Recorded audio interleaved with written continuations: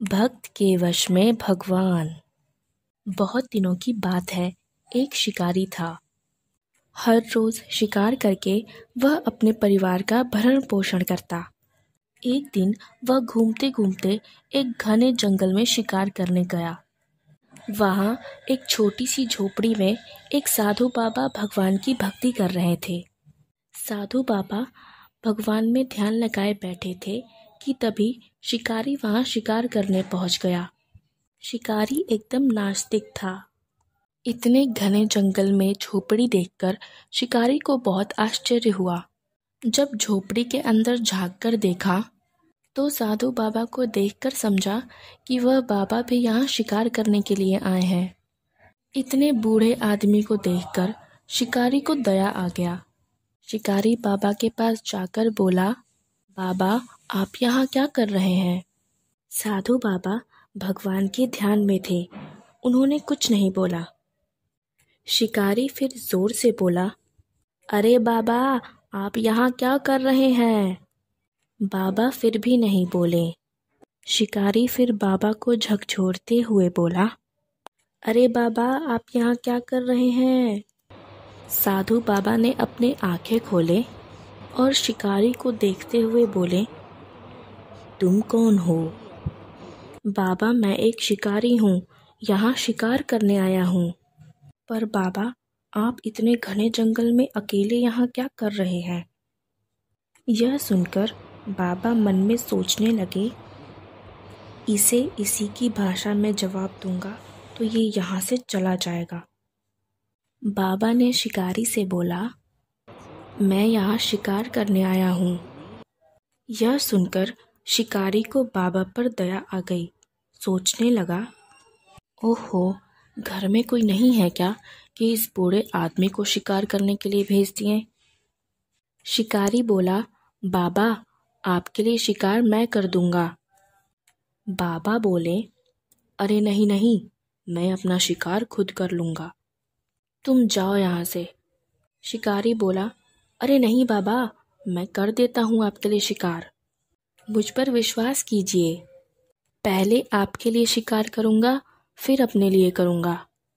बाबा बोले, मेरे शिकार को तुम नहीं पकड़ पाओगे।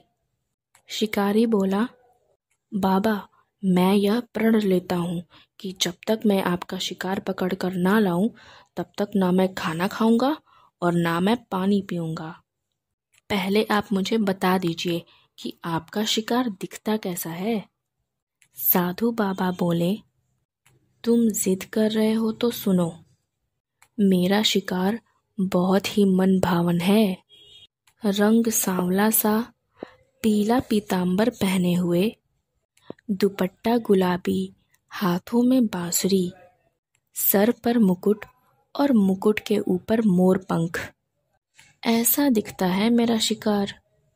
और हाँ, जब मेरे शिकार आते हैं तो बांसुरी की मधुर धुन सुनाई देती है।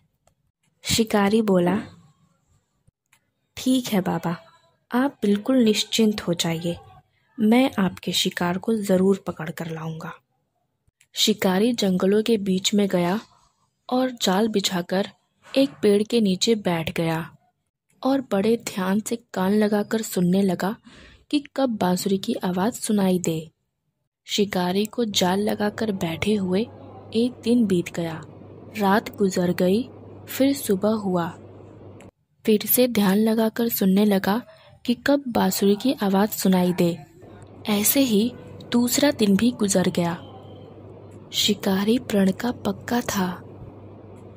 बिना अन्न जल के तीसरा दिन आया। तीसरे दिन भी शिकारी जाल बिछाकर फिर एक पेड़ के नीचे बैठ गया। यह दृश्य देखकर श्री कृष्ण भगवान को बहुत चिंता हुआ कि यह शिकारी बड़ा हठी है और प्रण का पक्का है। भगवान को भी अपने भक्त की लाज बचानी ही पड़ती है। प्रेम के भूखे भगवान पृथ्वी पर पधारे। बांसुरी की धुन धीरे धीरे शिकारी के कानों में गई। शिकारी सावधान हो गया। हाँ, लगता है अब शिकार आ रहा है। शिकारी जाल को अच्छे से बिछाकर रस्सी को जोर से पकड़कर पेड़ के नीचे बैठ गया। धीरे धीरे भगवान बांसुरी बजाते हुए नजदीक आ रहे थे। शिकारी भगवान को देखा। हाँ, ये वही है। बाबा ने बोला था कि सांवला रंग, पीतांबर पहने हुए और हाथों में बांसुरी भी है, गुलाबी दुपट्टा, सर पर सोने का मुकुट और मुकुट के ऊपर मोर पंख भी है। हाँ, ये बिल्कुल वही है। ज्यों ही भगवान जाल के बीच में आए, त्यों ही शिकारी रस्सी को खींचकर भगवान को जोर से जाल में कस लिया और बोला, यह बाबा का शिकार मुझे बड़ा परेशान किया। और भगवान को पीठ पर लटका कर बोला, चलो बाबा के पास। शिकारी भगवान को ले जाने लगा। भगवान भी बड़े प्रेम से शिकारी के पीठ पर लटके जा रहे थे। बाबा के पास जाकर बोला, बाबा ये लीजिए आपका शिकार। बाबा अपनी कुटिया से बाहर आए और देखें कि भगवान शिकारी के पीठ पर लटके मुस्कुरा रहे हैं। बाबा को बहुत आश्चर्य हुआ। उन्हें अपनी आंखों पर विश्वास नहीं हो रहा था। कभी शिकारी को देखते तो कभी पीठ पे लटके भगवान को। शिकारी भगवान को जमीन पर रखते हुए बोला, बाबा आपका यह शिकार बड़ा परेशान किया। साधु बाबा जोर जोर से रोने लगे। ऐसे हालत में भगवान को देखकर जल्दी से जाल को खोलें और भगवान के चरणों में लोट लोट कर रोने लगे। प्रभु, आपको अपने भक्तों के लिए क्या क्या करना पड़ता है। मेरे प्रभु, मुझे क्षमा करना और इस शिकारी को भी क्षमा करना भगवान। इतने दिनों दिनों तक तपस्या करके जो मैं ना कर सका, वो ये शिकारी पल में कर दिया। तुमको बहुत बहुत धन्यवाद शिकारी। तुम्हारे वजह से आज मुझे मेरे प्रभु का दर्शन हुआ।